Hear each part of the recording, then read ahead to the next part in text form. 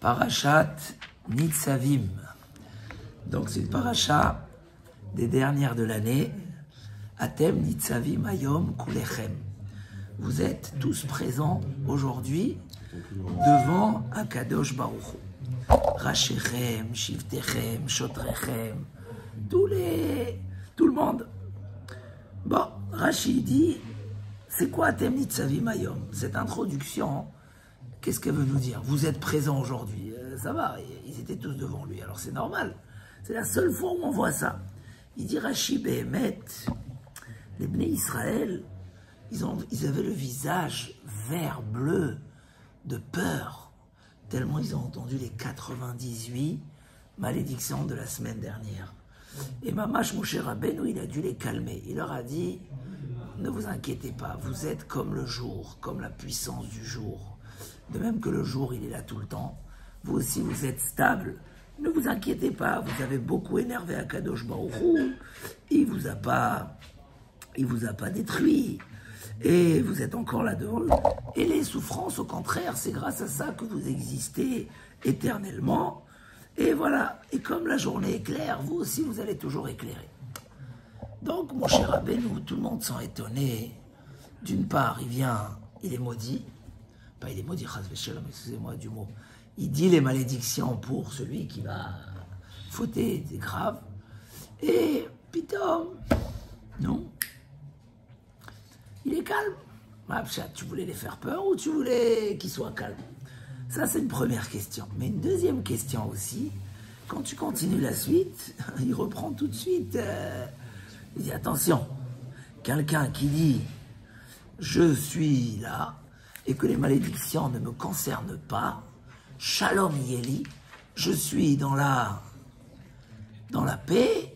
Alors, chas v'shalom, leman sefot arava et atsemea, chas v'chalila, il va rajouter des fautes. Lo yové Hashem, c'est lo achlo. Hashem ne voudra pas lui pardonner. Hashem va se remplir de colère et il va lui mettre tous les clalotes sur la tête. Je comprends pas. Alors, dans quoi Moshe Rabbeinu les a calmés? Peut-être qu'il ne voulait pas vraiment les calmer. C'est une chéla ou pas? Peut-être que Moshe Rabbeinu ne voulait pas vraiment les calmer. Il voulait ou il ne voulait pas? Ça, c'est un premier point dans la paracha à comprendre. On a un deuxième, c'est cette mitzvah magnifique, la petite paracha de Ki ha-mitzvah azot, le chichi de la paracha. Ki ha-mitzvah azot. Non. Ki ha-mitzvah azot asher anochi metzavecha hayom, shamesh talmidecha chomem. Ki ha-mitzvah asher anochi metzavecha hayom. Cette mitzvah-là que je t'ordonne aujourd'hui, lo niflet imimcha, elle n'est pas... C'est 10 minutes, hein? Lo niflet imimcha, elle n'est pas loin de toi. Elle n'est pas au ciel, elle n'est pas loin. Ki karov elecha hadavar meod, car la chose est très proche de toi. Beficha ou bilvavcha la asoto. Sache que cette mitzvah-là que je t'ordonne, elle est proche de ta bouche et de ton cœur. Rashi dit, elle est entre la bouche et le cœur. Et Shlomo HaMelech va reprendre ce terme-là quand il va parler du fainéant. Et Shlomo HaMelech a parlé, d'abord occupe-toi du raf, après laisse ça. Amène-le à sa place, assois-le. Ki karov elecha davar meod. C'est quoi ki karov elecha davar meod? Shlomo HaMelech, il a parlé du fainéant. Il a dit il y a 7 niveaux chez le fainéant. 7. Le niveau le plus grave, c'est le fainéant met ses mains sur l'assiette et il n'a pas les forces d'amener la cuillère à la bouche. C'est celui qui est marqué là. Tout est dans ton cœur, tu dois juste le dire et l'accepter. Et tu n'as pas envie. Donc en tout cas, on voit qu'on parle d'une mitzvah. De quelle mitzvah il s'agit ici? De quelle mitzvah il s'agit là? Qui a mitzvah azot? Cette mitzvah là, c'est quoi la mitzvah? Il y a machloket Rashi et Ramban. Nachon, vous connaissez cette machloket ou pas? Rashi dit qui a mitzvah azot. Hein? Non, ça parle de la Torah. La Torah vous a été donnée à l'écrit et à l'oral. À l'écrit et à l'oral. Et vous avez tout ce qu'il faut pour l'accomplir. Celui qui ne veut pas l'accomplir, qu'il arrête avec des excuses. Elle est au ciel, elle est à travers les mers, je sais pas. Elle est proche, elle est là. Va au Beth Midrash, tu as des rabbanim. Si tu dois déménager, déménage, viens, va. Il y a ce qu'il faut. Arrête de te cacher derrière des excuses. D'après Rashi, on parle de la Torah.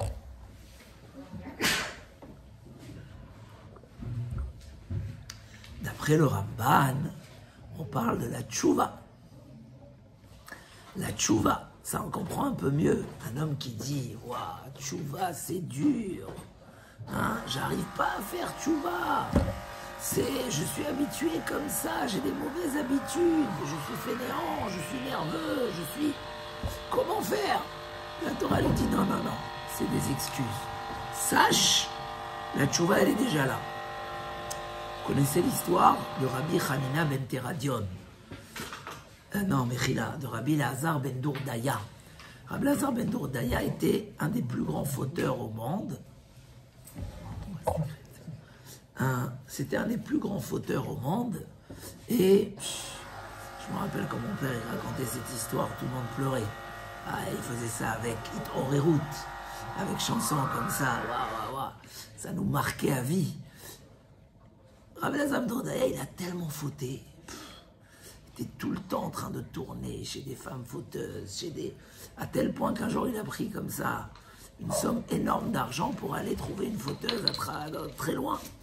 Mais il était, comme il dit le Maharal, sur le bout de son étincelle. Il restait juste la petite dernière braise. Donc on lui a envoyé un message du ciel. Et comme par hasard, c'est cette femme-là qui va lui dire que sache, tu as perdu ton monde futur. Tu as pas. Ça l'a choqué. Il est parti. Et il est parti entre les montagnes. Et il a cherché qui peut l'aider. Il a dit le ciel et la terre, aidez-moi. Pas de réponse. On dit mais d'abord qu'on s'occupe de nous-mêmes.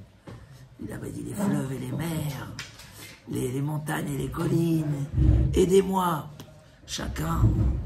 Bon, après on ne va pas rentrer dans les détails comment on explique cette demande. Au final, il a dit En adavar taloui et l'habit. La chose dépend que de moi. Vous vous rappelez cette phrase? Si j'ai envie, je peux. Si je peux pas, c'est que j'ai pas envie. En adavar taloui et l'habit. Il n'y a que moi qui peux décider sur ça. Il a mis sa tête entre ses pieds, il a pleuré. Et la tchouva, elle était tellement profonde. Il est mort dans sa tchouva. Mais il y a une voix céleste qui est sortie et qui a dit Mezouman, Rabbi Elazar ben Dourdaya le Olam Haba. Et il posait toujours la question, et après je l'ai revu dans le Maharal cette question, mais moi je l'ai entendu la première fois de mon père. Il disait ça veut dire quoi Rabbi Elazar ben Dourdaya? Il y a 1 heure, il était là-bas en train de faire des bêtises. Et tu dis maintenant Rabbi Elazar ben Dourdaya. Où il est Rabbi? Il dit le Maharal, il est Rabbi pour nous. Il a donné un exemple. Il a montré à tout le monde combien cette paracha, elle est vraie. Que même l'homme qui est au fin fond du ravin est tombé de la falaise, lui aussi, il peut encore faire tchouva. Et il est Rabbi de tous ceux qui vont faire tchouva après, ceux qui étaient désespérés. Mais en tout cas, on voit que Béhémet, l'homme est capable. Mais quand même, réellement, c'est dur. Hein? Tout le monde en posait cette question. Par exemple, Rav Yitzhak Blazer, il dit, ce qu'on dit que c'est facile, on parle que de la Kabbalah. La décision de ne plus fauter. Pourquoi? Dans tous les cas, si un jour tu prends du vin et tu vois qu'il est pourri, tu ne vas pas reboire une deuxième fois. Donc un homme à Rosh Hashanah Kippour, il doit faire tchouva, il doit accepter de ne plus fauter, ça c'est de toutes les façons. Après, pour effacer ses fautes, il a besoin de pleurer, de regretter, de renforcer. Ça c'est dur, ok. Mais quand la Mishnah dit que c'est facile, c'est la Kabbalah. Mais la page toute, c'est que la tchouva, elle est facile, elle est déjà en nous. Alors, pour comprendre ce début de cette paracha et cette fin de cette paracha, voilà, il y a ici quelque chose que la Torah nous dit. Il y a 2 choses qui font que l'homme n'avance pas, n'évolue pas, ne se renforce pas. Et ces mêmes 2 choses sans source pour une personne, sans source d'une première personne, c'est une source. Pourquoi l'homme, des fois, il est surpris dans sa vie de grands échecs dans le couple, avec les enfants, des fois avec soi-même.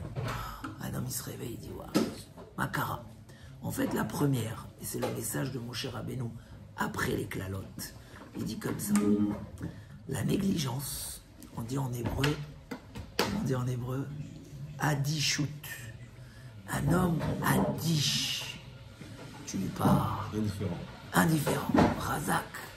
Un homme qui ne prend pas les choses au sérieux, c'est une catastrophe. Et c'est ce que Moshe Rabbeinu dit. Ces klalotes, Dieu ne veut pas vous les donner. Il ne veut pas. Chas v'shalom. C'est une alliance. C'est pour dire qu'est-ce qu'on est prêt à recevoir pour garder notre alliance.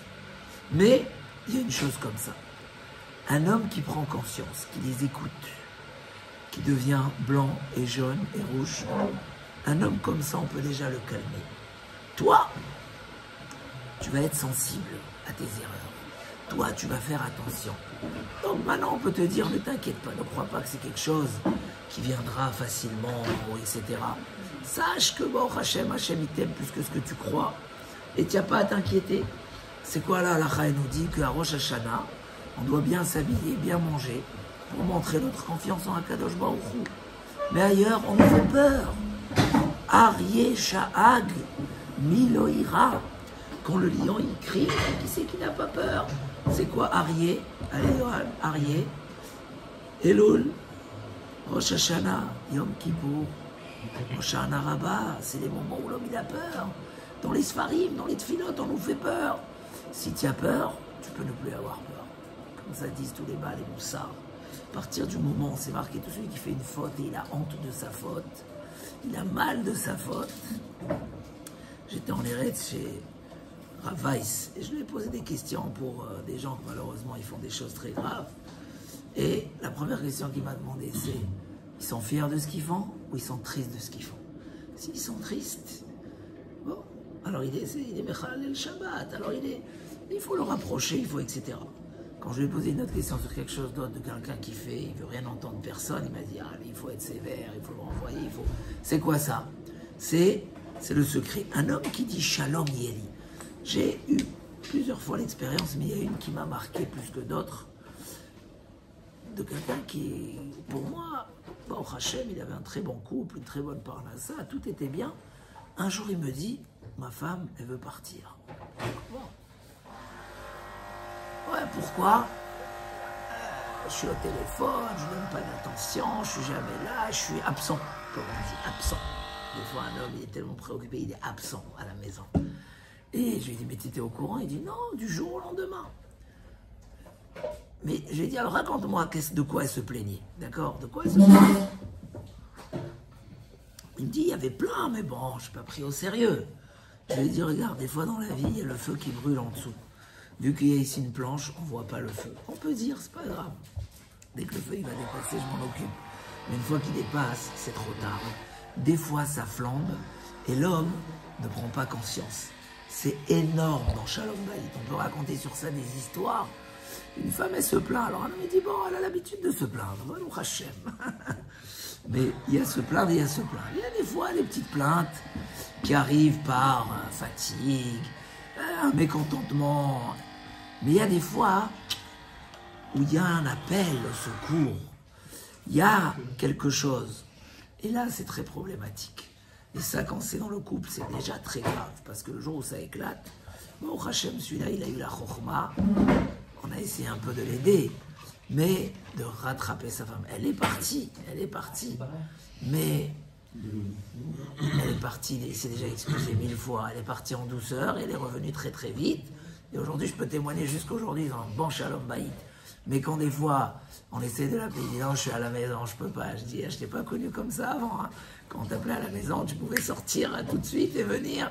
Là, on n'arrive même plus à te joindre. Ah, pourquoi? Un jour, tu le vois, il s'occupe des enfants. Ouais, ta femme, elle est partie travailler, moi, je m'occupe des enfants. Ah bon, c'est magnifique. Mais c'est la prise de conscience. Si c'est grave avec la femme, avec les enfants, c'est encore plus grave. Combien de gens se réveillent un jour mon fils, il est tordu. Il est tordu, que Dieu nous préserve. Mais j'ai pas remarqué quelqu'un il m'a dit dans une communauté, ils ont réuni toute la communauté, une grande communauté, et ils ont parlé de la gravité de donner les iPhones aux enfants et les tablettes, etc. Et il m'a dit, tellement ils ont parlé fort, et c'était tellement vrai, que j'ai dit à mon associé, viens, on enlève le téléphone. Mais comment on va travailler, on ne peut pas. Mais il m'a dit, ils nous ont donné envie d'enlever le téléphone. L'erreur catastrophique que les gens ils donnent à un enfant de 9 ans. Moi, j'ai mes enfants de 14, 15 ans qui supplient d'avoir le petit téléphone 9 touches. Ma femme a dit, tant qu'on arrive à tenir sans téléphone, on tient. Ligma, alors là, encore, ça devient trop dur. Non, il n'y a pas. Et les gens, ils donnent des iPhones à leurs enfants, sans filtre. Et peut-être que maintenant je parle, il y a des gens qui ont fait ça. Et c'est très grave. Et je peux vous raconter des histoires. Une fois si vous savez, à l'âge de 9 ans, qu'est-ce qu'un enfant, vers qui il peut aller, et de quoi il peut parler. Moi, j'ai ici quelqu'un qui est venu, qui était blond, j'ai eu peur qu'il s'évanouisse devant moi. Sa fille, elle a fait, mais en plus, on peut aller dans une école juive. Ah, il y a une loi, les nouvelles lois, Kol Bet Israël. Et pourquoi? Parce que il n'a pas compris. Non, on fait confiance aux enfants. Des fois, ils se cachent dans sa chambre. Même des grands ne surmontent pas les épreuves, des fois. Alors, comment un enfant, il va faire? Tu lui mets un filtre, sinon il n'y a pas de téléphone. Et si tu peux éviter qu'il ait, encore mieux. Il n'y a aucune tablette qui passe à la maison. Moi, je connais des gens qui travaillent beaucoup. Et que chez eux, à la maison, il n'y a pas d'Internet. Point. Mais comment vous faites? Ça me limite énormément. Je vais au bureau, il n'y a pas le choix. Les enfants, ils sont plus forts que nous. Ils savent nous dépasser, on ne met pas. Et ça, c'est vraiment un moussar askel. La Torah elle nous dit, ne sois pas indifférent à ce qui se passe autour de toi. Celui qui dit, mon cher ami, il vient, il est calme, il dit, je vous ai trouvé, oh Hachem, vous avez compris, maintenant vous saurez faire le juste milieu. Mais quelqu'un qui dit, Shalom Yeli, c'est quoi Shalom Yeli? Ça ne me concerne pas, c'est Klalot. Shalom Yeli. Là, il n'y a pas de pardon. Là, il a remis le paquet, Moshe Rabbeinu, mais ça ne vous concerne pas à vous, c'est ce qu'il leur dit. À vous, Baruch Hashem, Atem Nitzavim Ayom, vous êtes comme la journée. À qui on peut dire, à Rosh Hashanah, qu'il faut être batouach. C'est marqué, on doit être batouach. On doit montrer des choses qu'on est sûr que Hashem va bien nous juger. Alors, quelqu'un il m'a dit, moi j'arrive à Ouman, Erev Rosh Hashanah, dès qu'il y a Barechou et Hashem Amvorach, ça y est, on a une promesse de Rabbi Nachman, tout est pardonné. Alors, ça te permet que sur ta route à Ouman de faire des bêtises, mais où on en est là? Si ça n'existe pas comme ça un pardon, si tu fais tchouva, si tu as machin, alors oui, peut-être que là, il y a quelque chose qui a été dit par rapport à ça. Mais si tu t'en fiches de tout et tu dis, voilà, ce que j'ai fait, ça y est, je suis blanchi à l'entrée. Ça n'existe pas, ou c'est marqué un truc comme ça. Alors, je ne sais pas ce qu'il a dit, on ne va pas rentrer dans les détails, mais l'esprit lui-même, il est tordu. Il est tordu de dire, parce que je vais pas à non, on parle des gens qui ont fait tchouva, etc., qui sont inquiets de leur dîme. Alors on dit, tu dois être batouar, Be'akadosh Baruch Hu. Mais tu as le droit d'être batouar quand tu es dans la crainte. Et c'est vrai que Rosh Hashanah, on dit d'une part il faut craindre, d'une part il faut être sûr, on ne sait plus. Le passouk là-bas, c'est Gilou Bir Ada. Réjouissez-vous dans le tremblement. Une fois que j'ai tremblé, j'ai compris que c'est Yom Hadin, je l'ai pris au sérieux. Maintenant, je peux être content. Je peux machin, parce que je sais qu'à tout moment, je vais me rappeler, j'ai une erreur que je fais, qu'il faut que j'arrête. Parce que la crainte, elle va faire son effet. Mais qu'après tu sois Bessimcha et Bitachon, oui, c'est un devoir. C'est ce qu'il leur dit, mon cher Rabbeinu. Faire attention. Le pire, c'est pas ni notre femme, ni nos femmes, nos enfants. Des fois, c'est notre Yetzerara. Un homme qui a rencontré un ennemi sur sa route. Impaga Becha Menouvalze. C'est le Yetzera il t'a rencontré. C'est quoi le Yetzera il t'a rencontré? C'est une Gemara. Ça veut dire que tu es en moment de faiblesse. Peut-être qu'il y a une épreuve à la maison, il y a une épreuve de pureté, il y a une épreuve de... Je sais pas, tu as été rencontré par un Yetzera. Et surtout les mauvais amis, les mauvaises fréquentations. Quelqu'un il t'a bourré la tête. Qu'est-ce que tu fais? Bon, je serai où les bêtes à Midrash? Va au bêtes à Midrash, c'est normal. Tu sens que tu es faible. Voilà, on a une machine à laver, c'est la Torah. Les habits se sont salis, mets-les dans la machine à laver. C'est marqué un homme qui se sent faible dans la Avodat Hashem, qu'il aille, qu'il étudie un peu de Moussar, qu'il étudie une heure de Torah, Même s'il fait du Teilim, il prie à Hachem de l'aider, ça y est, il remonte, ça va très vite. Mais un homme qui ne tient pas compte, il descend. Ça existe dans tous les domaines de la vie aussi. Mais Kalvachomer, au niveau spirituel, où un homme il est matériel, et là, Yetzerara, s'il ne remet pas de l'énergie positive, c'est comme si tu ne mets pas d'essence dans la voiture et tu veux qu'elle continue à rouler. C'est pas possible, si tu n'as pas mis d'essence. Donc, Chachamim nous dit, si le Menouval, il t'a rencontré, amène-le au Beth Midrash. Là-bas, il va fondre, il va machin. Et c'est vrai, un homme, des fois, quand il sent, il dit le Rambam, que En Marchevet Arayot, Mitgaberet Belibo Shel Adam. La pensée des mœurs ne vient pas chez l'homme que si son cœur est vide de sagesse. Comme ça, un homme qui est vide, la tête, elle commence à penser à des bêtises. Tu sens que ça pense des bêtises, va remplir le cœur, assis-toi et tu dis, remets les churim, voilà. Tu laisses, tu es négligent, shalom yeli. Après, tu payes un prix très cher. C'est ce que nous dit Kia Mitzvah Azot. La première chose qui met l'homme à l'échec, et je vais essayer d'abréger, c'est la négligence, l'indifférence. La deuxième, c'est qu'un homme, il aime bien se cacher derrière des excuses, mais c'est plus que ça. C'est qu'un homme, des fois, ne croit pas en soi-même. C'est ça le problème. Et la Torah, elle lui dit, pour faire la Torah, pour faire tchouva, tu dois croire en toi-même. Tu es capable, sache, tout est déjà en toi. Beficha ou bilvavra. Soit c'est que tu es paresseux et donc tu n'es pas motivé, soit que tu crois que la Torah elle est dans le ciel au bout du monde. Non, des gens au Hachem qui ont fait tchouva, hier ils faisaient rien, 2 mois après ils font toute la Torah, Beidour et Beirat Shamayim. Pourquoi? Parce que réellement la Torah ne peut pas s'adapter à nous, on est matériel, la Torah est spirituelle. Mais Akadosh Baruch Hu, il a mis en nous une neshama. Et elle, oui, elle a tout ce qu'il faut pour accueillir ce spirituel. Donc c'est vrai que physiquement, ou si tu prends matériellement, tu ne te sens pas. Et la Torah veut nous dire non. Comme il a dit celui-là, si un homme il sait et il répète, En adavar taloui et l'habit, on va arriver à Rosh Hashanah, on va dire, quoi, je vais faire tchouva sur la Lashon Hara, je vais commencer à aller tous les jours à la Tfila, je vais faire attention à ça. Est-ce que c'est dans mes moyens? Non, c'est pas dans mes moyens. J'ai le sport à faire, j'ai ça, j'ai les enfants. Réellement, sache, si tu crois en toi, donc c'est la deuxième chose. Et la même chose pour faire grandir des gens à la maison, chez les enfants, autour de nous, c'est il faut croire. Et quand croire, je ne peux pas croire dans l'air, mais quand je crois dans ce que la Torah elle me dit, que juste mets la cuillère dans la bouche et tu verras, ça va aller. Car Ashlech el Hamayim, lance-toi dans l'eau, sois sérieux dans ce que tu fais, et tu verras que tu auras Hatzlacha. Alors Bezrat Hashem, on est à la fin de l'année, on peut tous, Bezrat Hashem, se renforcer, évoluer, progresser, être meilleur. Et on commence notre nouvelle année dimanche soir, Bezrat Hashem, qu'on la commence avec beaucoup de courage et d'Hatzlacha, Bezrat Hashem.